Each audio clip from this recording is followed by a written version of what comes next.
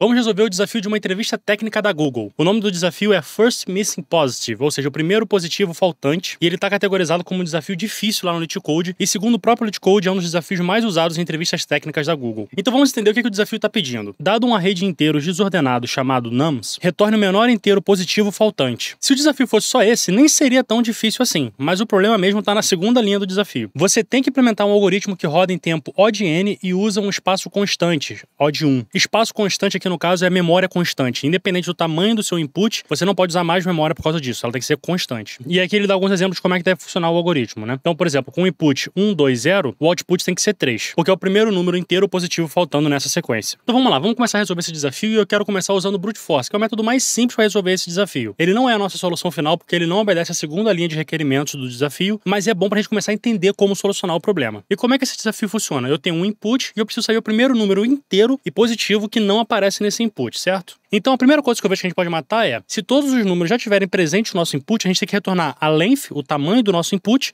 mais 1. Faz sentido isso? Vou explicar por quê. Vamos supor que o nosso input seja 1, 2, 3. Nesse caso aqui, qual que é a length do nosso input? A length do nosso input é 3. A gente tem 3 elementos dentro dele. E os 3 primeiros números positivos inteiros também estão dentro dele. Então a solução é 4. E o que é 4? É a length do nosso input mais 1. Então a gente já pode colocar isso lá na nossa solução. Se a gente não achar o número, a gente coloca a length do nosso input mais 1. Mas agora vamos pegar o exemplo que ele deu, que é o input 1, 2, 0. Nesse caso aqui, o 3 está faltando no nosso input, então a gente vai ter que gerar ele de alguma forma. E como é que a gente pode achar o primeiro número inteiro que está faltando? Eu acho que a gente pode gerar uma lista de todos os números que a gente precisa verificar e ver qual deles não está dentro do nosso input, certo? Então, nesse caso aqui, o nosso input ele tem length 3, ou seja, a gente precisa verificar todos os números de 1 até 4. Só que, na verdade, o 4 a gente não precisa selecionar porque a gente já tem ele aqui no nosso caso base. Então, na verdade, o que a gente precisa é uma iteração de 1 até 3. Então, vou escrever isso aqui só para ficar mais fácil a gente visualizar. No nosso loop de fora, a gente vai estar no índice 0 e o primeiro valor é o 1, porque a gente vai começar de 1 até 3. E aí, a gente precisa verificar se esse número do lado de fora, ele não está presente no nosso input. Então, a gente vai ter que fazer um loop pelo nosso input. E como é que funcionaria isso? A gente está no índice 0, que o valor é 1 no nosso loop de fora, e no nosso loop de dentro, o índice 0, o valor é 1 também. Opa, beleza, nesse caso aqui a gente já pode quebrar o loop, porque a gente já achou esse número dentro do nosso input. Então, ele não está faltando. Vamos para o segundo índice. Do lado de fora, a gente vai estar no índice 1, que o valor é 2, e no loop interno, como é que vai ser? Índice 0, valor 1,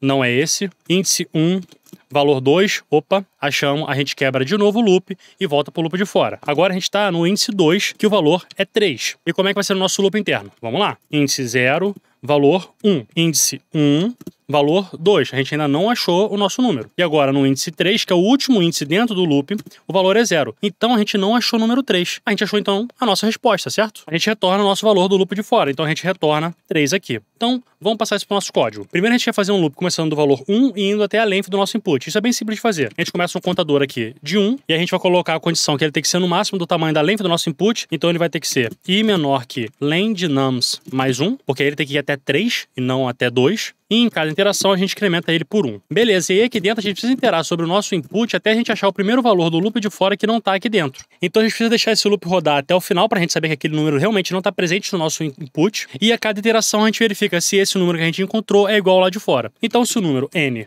for igual a i, a gente simplesmente vai continuar o loop de fora. Então para isso a gente precisa de uma label, a gente vai colocar aqui fora outer e aqui a gente coloca continue outer. E se a gente chegar aqui, ou seja, se esse loop terminar, esse loop aqui, terminar por completo, significa que a gente não achou aquele número lá dentro. Então a gente simplesmente retorna esse número. Vamos rodar aqui só para ver se a gente não cometeu nenhum erro e se todos os testes vão passar. Beleza, nossa resposta foi aceita, todos os testes passaram, só que tem um porém. Todos os testes passaram, mas a gente não solucionou de fato o desafio. Porque um dos requerimentos é que ele rode em O de n, ou seja, que ele rode em tempo linear. A nossa solução aqui, ela é quadrática, porque basicamente a gente está com 2 loops nicheados, um dentro do outro, e os dois dependem exatamente do tamanho do nosso input. Então, uma solução quadrática. Foi por isso que eu falei que no começo do vídeo é um desafio fácil de resolver, essa solução aqui é bem simples, porém, para obedecer às restrições, fica mais complicado. Então vamos tentar pensar numa outra forma de solucionar esse desafio. Mas antes, se você tá gostando, não deixa de se inscrever aqui no canal e deixar o like nesse vídeo, beleza? Cara, uma dica, quando a nossa solução é quadrática, ou seja, ela envolve usar loops nicheados, uma das formas mais simples de você tentar otimizar esse código é tentando tirar esses loops nicheados, deixando um depois do outro. Você faz primeiro um loop completo e depois, quando esse loop acabar, você faz o outro. Porque aí a sua solução passa a ser linear. Porque na verdade ela vai passar a ser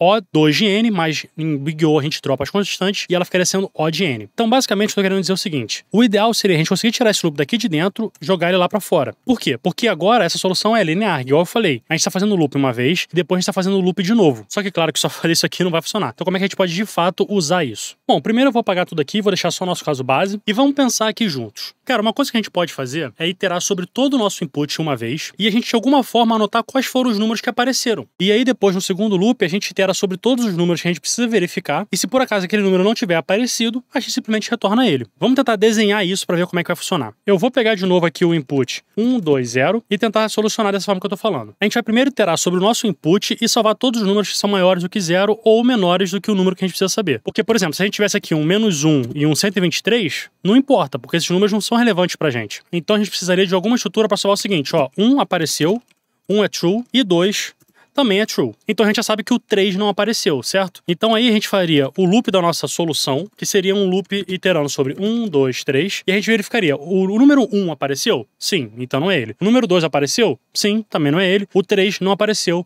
Ok, achamos a nossa solução. E aí, de novo, caso os 3 tivessem aparecido, a gente retorna o nosso caso base, que é o length do nosso input, mais 1. E aí, que estrutura de dados a gente pode usar que a gente linka uma chave, um valor, a um outro valor, no caso aqui um inteiro a um booleano. A gente pode usar hash maps. Só que nesse caso aqui, a gente pode fazer ainda melhor. A gente não precisa nem salvar o true, a gente pode só salvar a chave com um valor unitário lá dentro, que não ocupa espaço de memória. Porque como a gente só está salvando um booleano, se a chave estiver presente no nosso mapa, significa que é true. Então a gente pode economizar memória aí usando um valor unitário. No caso, em Go, se a gente fosse usar o booleano, seria um mapa de inteiros para booleanos, mas a gente pode fazer também um mapa de inteiros para uma estrutura vazia, que não ocupa espaço em memória. E aí a gente simplesmente verifica se a chave existe lá dentro, que já é o nosso booleano. Só que como eu expliquei naquele meu vídeo falando sobre o desafio da Netflix, usar hashmap nem sempre é a melhor solução. Eu vou deixar esse vídeo linkado aqui, se você quiser entender isso um pouco melhor. Só que ainda mais nesse caso aqui, que as nossas chaves são inteiros. Que outras estruturas de dados a gente tem que as chaves são inteiros? A gente tem os arrays, certo? Array, slice, lista, todos eles, a chave deles, quando a gente pega um item lá dentro, é usando um inteiro. Só que nesse caso aqui, qual que é a principal diferença entre o mapa e um slice? Um slice, ele é um espaço contínuo de memória. Um mapa, não. O que isso quer dizer? Num slice, para eu ter o índice 1, 2 e ter o índice 4, eu tenho que obrigatoriamente ter o índice 3. Eu não posso somente pular o índice 3, porque é um espaço contínuo de memória. Então, no nosso slice, não vai fazer sentido a gente salvar estruturas vazias. A gente pode salvar ou um booleano, ou então contar a quantidade de vezes que aquele número apareceu. Então, vamos supor, aqui no nosso input 1, 2, 0, o número 1 teria aparecido uma vez, o número 2 uma vez, e o número 3 nenhuma vez. Então, a gente sabe que ele está faltando. Então, tanto faz se a gente vai fazer um array de inteiros ou um array de booleanos, a solução é a mesma. Então, vamos lá escrever aqui a nossa solução. Eu primeiro vou criar aqui a nossa variável, que vai ser um slice de inteiros. Se você quiser fazer com booleano, não tem problema nenhum. E o tamanho do nosso slice precisa ser o tamanho do nosso input mais 1, porque os slices eles começam do índice 0, e o índice 0 não é importante pra gente. Então a gente coloca aqui que o tamanho dele é além do nosso input, mais 1. E aí primeiro eu vou fazer a iteração para verificar quais números que estão dentro do nosso input. E como eu falei aqui embaixo, a gente só está preocupado com os números que são positivos, ou seja, maior do que 0, e com os números que são menores ou iguais que o tamanho do nosso input. Então a gente vai fazer essa validação, if n maior que 0 e n menor ou igual que o tamanho do nosso input, a gente vai incrementar a contagem dele dentro do nosso slice. Se você estiver usando um slice de booleano, você vai fazer que mn é igual a true. É a mesma coisa. Beleza, e agora a gente já sabe quais números que a gente tem presentes no nosso input. Então agora vamos escrever o nosso segundo loop, que é iterando sobre todas as possíveis respostas do nosso problema. E aquele primeiro loop que a gente já tinha escrito na nossa primeira solução. Então é for i igual a 1, i menor que len_nums mais 1 e mais. Então aqui dentro do nosso loop, o que a gente precisa fazer? A gente precisa verificar se o nosso slice, a contagem desse número é igual a 0. Se for 0, significa que ele não apareceu, a gente retorna esse número. Então é bem simples, a gente coloca if mi igual a 0, a gente retorna o i. Se por acaso você estiver usando um booleano, você vai fazer if not mi, o que significa que o valor de i lá dentro do nosso slice é falso. E aí vamos submeter a nossa resposta aqui só pra gente ver se ela vai passar e vai funcionar certinho. E tá lá, a nossa resposta foi aceita, todos os testes passaram. Só que ainda não é a nossa solução final. Porque dessa vez, apesar de a gente ter conseguido fazer que a nossa complexidade de tempo fosse O de n, a nossa complexidade de espaço ela não é constante. Ela varia de acordo com o tamanho do nosso input, ou seja, ela é linear. E como é que a gente vê isso? Aqui nessa primeira linha. A gente está criando um slice do tamanho do slice do nosso input. E se você já fez a solução usando hashmap, é a mesma coisa. A sua memória também vai ser O de n. E foi por isso que eu falei lá no começo do vídeo que a solução desse problema é muito difícil. Justamente por causa desses requerimentos de tempo de complexidade e de uso de memória. Então vamos tentar pensar agora na solução final, onde a nossa complexidade de tempo é linear, ou seja, odd n, e o nosso uso de memória é constante, ou seja, ele não varia de acordo com o nosso input. Gente, mais uma dica de ouro aqui. Se no problema está pedindo para você solucionar ele em espaço de memória constante, isso provavelmente significa que você vai ter que fazer algum swap no input, ou seja, trocar os elementos dentro do input de posição. Porque aí, nesse caso, a memória vai ser constante, você não vai estar criando nenhuma estrutura nova, você vai estar só usando o que já te foi passado. A não ser que a sua solução seja recursiva, e aí o seu uso de memória seria odd log n por causa da call stack das funções recursivas. Mas não é o caso aqui. Então vamos lá, vamos tentar solucionar esse problema sem usar nenhuma estrutura de dados extra. Me acompanhe porque fica um pouquinho complexo, tá? Pensa comigo, a gente precisa achar o primeiro número inteiro que não aparece no nosso input. Se o nosso input ele fosse ordenado, isso seria muito simples. A gente poderia simplesmente desconsiderar todos os números menores ou iguais a zero, e aí a gente vai iterar sobre o restante do nosso input. Eu vou dar um exemplo aqui. Vamos pegar esse input de exemplo, menos 1, 0, 1 e 3. Nesse caso aqui, o input está ordenado, certo? Então a gente poderia simplesmente fazer um trim desse nosso input e ficar com 1 e 3. E aí a gente simplesmente verificaria. O nosso primeiro número é 1? Sim. Então não é esse que está faltando. O nosso segundo número é 2? Não. Então é ele que está faltando, a gente já sabe a nossa resposta. Só que o problema é que o nosso input ele não é ordenado. E para deixar o nosso input ordenado, a gente precisaria usar algum algoritmo de sorting e a gente não pode fazer isso. Porque mesmo que você use o melhor algoritmo de sorting possível, a solução vai ser odd n log n. E a gente precisa que a nossa solução seja odd n. Mas ainda tem uma coisa que a gente pode fazer, que é simplesmente iterar sobre todos os números do nosso input, e quando a gente achar um número que é relevante pra gente, ou seja, ele é maior do que zero, e ele é menor ou igual à length do nosso input, a gente coloca ele na posição correta dentro do nosso input. A gente faz um swap dele. Eu acho que ficou um pouquinho complexo de entender, então vamos tentar desenhar aqui de novo. Vamos usar esse mesmo input de exemplo, mas vamos deixar ele fora de ordem. Então, sei lá, 3, menos 1, 1 e 0. Nesse caso aqui, o que a gente quer fazer? A gente quer transformar o nosso input no seguinte. No índice 0, a gente vai ter o número 1. No índice 1 não importa, porque a gente não tem o número 2 no nosso input, então pode ser qualquer valor aqui, vou botar x. No índice 2, a gente quer que o 3 apareça, porque aí sim ele está dentro do nosso input. E aí, por último, no índice 3, de novo, não importa, porque a gente não tem o número 4 dentro do nosso input. Então, no caso aqui, a solução seria 2, que é o primeiro número que está faltando. E aqui tanto faz se vai aparecer o menos 1 ou o 0, porque o que é relevante pra gente é que o número aqui não é o número certo da nossa solução. Então vamos iterar sobre o nosso input e ver como é que a gente pode fazer isso aí. Primeiro, a gente só vai se preocupar com os números que são importantes pra gente. Ou seja, o número vai ter que ser maior do que 0 e ele vai ter que ser menor ou igual o len do nosso input. E aí o que acontece ali naquela solução? Basicamente, o slice que seria a resposta do nosso problema é o seguinte. No índice 0 a gente tem o número 1, no índice 1 a gente tem o número 2, no índice 2 a gente tem o número 3 e assim sucessivamente. Então como é que eu posso validar se o número que a gente está vendo está na posição certa? A gente coloca mais uma condição aqui e a gente vai validar que se o número que está no índice do valor do nosso número menos 1 é diferente do nosso número. Ou seja, vamos supor que a gente está vendo esse número aqui, que é o número 3. 3 é maior do que 0? Sim. 3 é menor ou igual à length do nosso input? Sim. E a gente quer saber o seguinte, na posição 2, o número que está lá é o número 3? A gente está vendo aqui que não, o número que está lá é o número 1. Então a gente vai fazer o swap, a gente vai puxar esse 1 para cá e a gente vai jogar esse 3 para lá. E como é que a gente vai fazer isso? A gente vai pegar o nosso input e repara que o índice que a gente está preocupado é sempre menos 1 do valor do número atual. Então a gente vai pegar esse índice dentro do nosso input. Então é nums i, que é o nosso número atual, menos 1. Ou seja, aqui no número 3, eu estou pegando o número que está no índice 2 e eu vou verificar se ele é diferente do nosso número que a gente quer. Ou seja, diferente igual do nosso número atual. Se tudo isso aqui for verdadeiro, a gente faz o swap